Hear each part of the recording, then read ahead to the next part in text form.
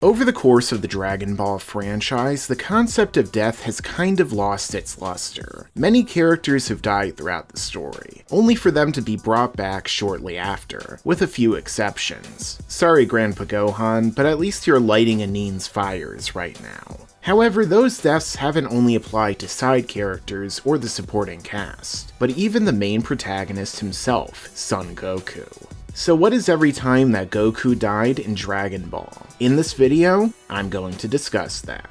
Make sure to subscribe to this channel and enable notifications so you can see all of my content right away when it comes out. Alright guys, so before I begin, I wanted to quickly mention that I won't be counting Super Dragon Ball Heroes or spin-offs like that. After all, they can be so convoluted that it isn't even worth covering. However, I will be covering Dragon Ball GT, and I'm sure that some of you are already rushing to the comments to tell me that's not canon. But I'm still covering it because it's an entire series that happened, whether it's canon or not. Plus, it has tons of fans around the world who enjoy it, sometimes even more than the current product. So let's begin first with the original Dragon Ball. Now, despite some rather close calls, such as when he was blasted by King Piccolo, Goku never actually died in the original anime.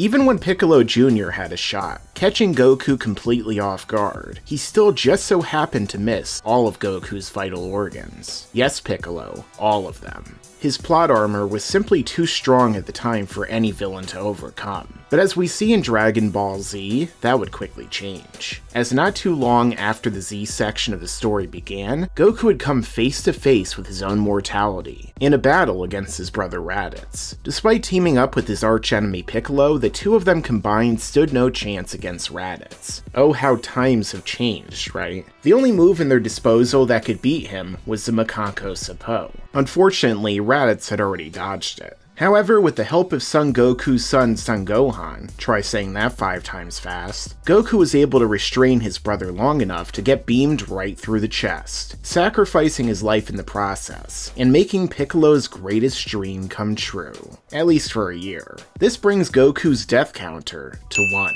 After this, Goku would go on to train with King Kai in the Otherworld, becoming more powerful under the 10 times gravity and learning 2 of his most helpful techniques, the Kaioken and the Genki Dama or Spirit Bomb. He would then be wished back with the Earth Dragon Balls, just in time to save Gohan and Krillin from death and fight the 2 evil Saiyans, Nappa and Vegeta. Despite a brutal fight where Goku's body was left broken, he still clung to life and survived, allowing him to heal and become stronger than ever. This led into the Frieza arc, where our heroes traveled to Namek to gather the Dragon Balls and wish back their dead friends. However, someone far more powerful was already there, the villainous space tyrant Frieza, and he had his sights set on the Dragon Balls as well. Now, a lot of people died in this arc. The Namekians, Krillin, and Vegeta all fell before Frieza's might. However, this wasn't the case for Goku, who held off Frieza with his Kaioken times 20 and finally defeated him after unlocking the legendary form of Super Saiyan. Now, a lot of people actually believe that Goku died during his fight against Frieza. That's because at one point during the fight, Frieza rammed Goku into the ground, and in the anime version, his power signature disappears. This leads to Gohan fighting Frieza as he believes Goku to be dead.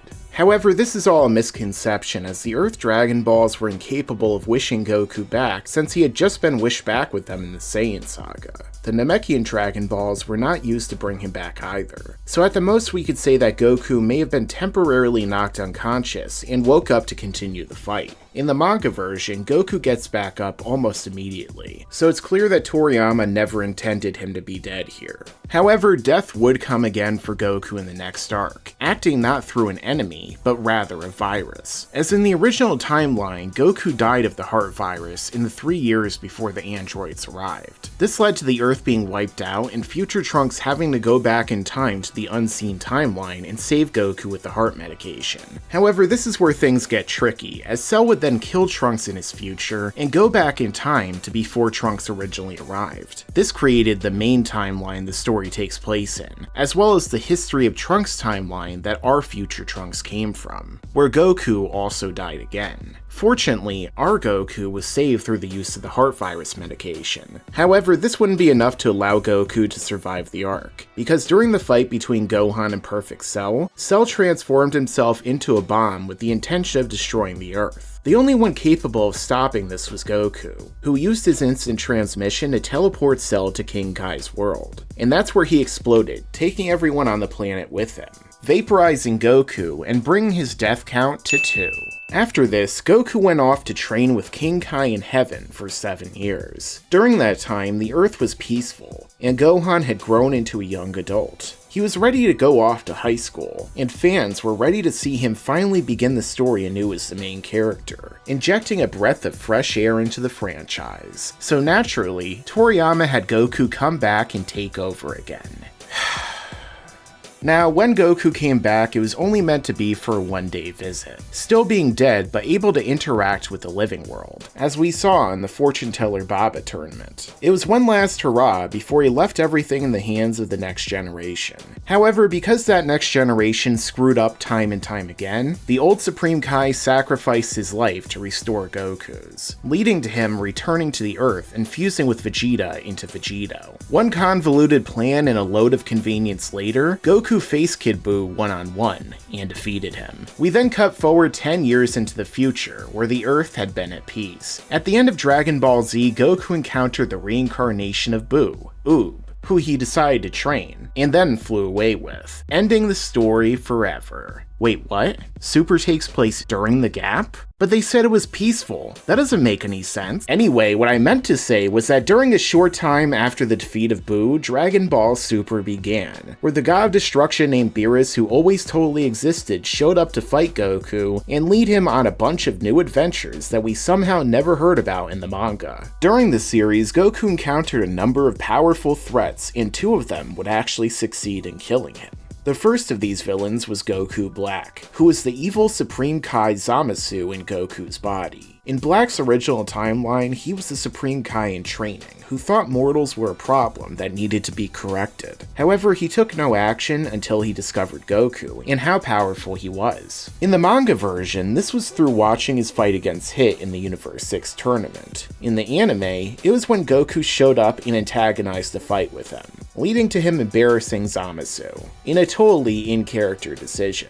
This led to Zamasu enacting his Zero Mortals plan, in which he used the Super Dragon Balls to swap bodies with Goku, team up with his counterpart from the history of Trunks, and kill the gods along with most of the mortals. Upon switching bodies with Goku, Zamasu killed him. However, this timeline was split off from the main timeline after Beerus killed Zamasu in the present, which means that, much like in the Cell Saga, our main timeline Goku was able to survive his intended death. However, much like with Cell, another antagonist did manage to kill Goku in Super, and just after his fight with Goku Black. That fighter was Hit, the legendary assassin from Universe 6, and he did look a little like Cell now that I think about it. Anyway, during the episodes between the Goku Black arc and the Tournament of Power, Goku decided to hire Hit to kill him. This in his eyes would serve as the perfect training to push his power to the next level. However, it didn't quite go the way that Goku was thinking, as Hit used one of his assassination techniques to attack Goku with an invisible energy blast from within his time dimension and kill him. Now, when I first saw this, I was intrigued. It seemed like the perfect opportunity to shake up Dragon Ball Super, and perhaps push another character to the forefront. What would happen when Goku's children found him dead? Would Gohan train to avenge his father and defeat Hit, maybe involving Goten in the fight? The possibilities were plentiful, but instead Goku was brought back to life within 5 minutes after his death.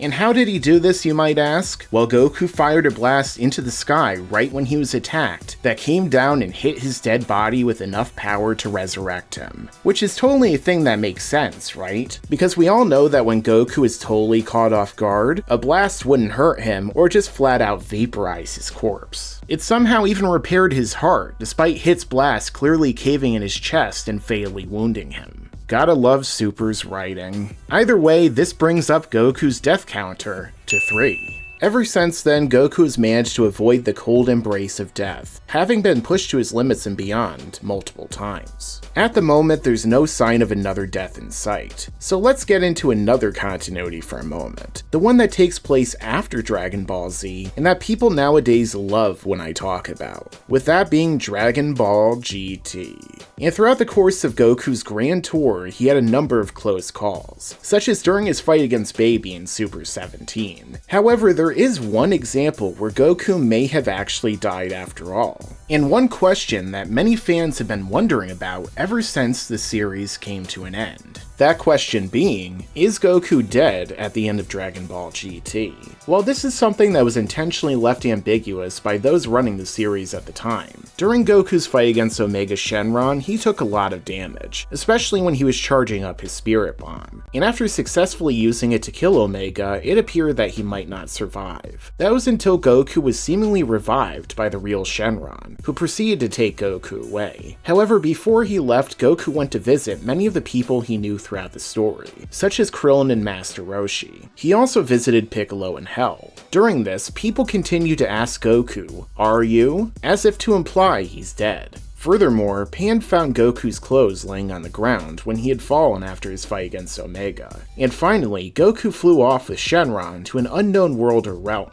where he was gone for 100 years. This is when Goku showed up in the GT special A Hero's Legacy, and then in the final episode at the World Martial Arts Tournament, to watch a fight between Goku Jr. and Vegeta Jr. Only Pan noticed he was there, but Goku flew off before she got the chance to talk to him. So although it's left ambiguous, I think that Goku is likely dead here, or at least the person we knew as Goku. At this point, he seems to have transcended his prior self, to become a spirit much like Shenron, who is in some way connected to the Dragon Balls, which is hinted at in A Hero's Legacy. So the Saiyan once known as Goku is now dead, and he lives on as something else, a legend. So in conclusion, for the main timeline, current continuity Goku, the death counter reads 3 times. However, when we think fourth dimensionally like Doc Brown always said, and factor in all of Goku's deaths in the other timelines, the number is closer to 10, which is even more than I expected when I started researching this video. But considering it's Dragon Ball and Toriyama loves to kill off his characters even more than George R.R. Martin, there may still be some deaths in Goku's future, be it at the hands of a future villain, old age, or being hit by a pillow when he's caught off guard. The Grim Reaper has his number, and is just waiting for his next chance. So this has been Every Time Goku Died. Did I miss anything? Let me know down below. Also, leave a like and share this video out so that this channel can continue to grow and bring you even more content like this. Thanks for watching, and make sure to stick around because there's a lot more to come in the future. Yeah, and you better subscribe.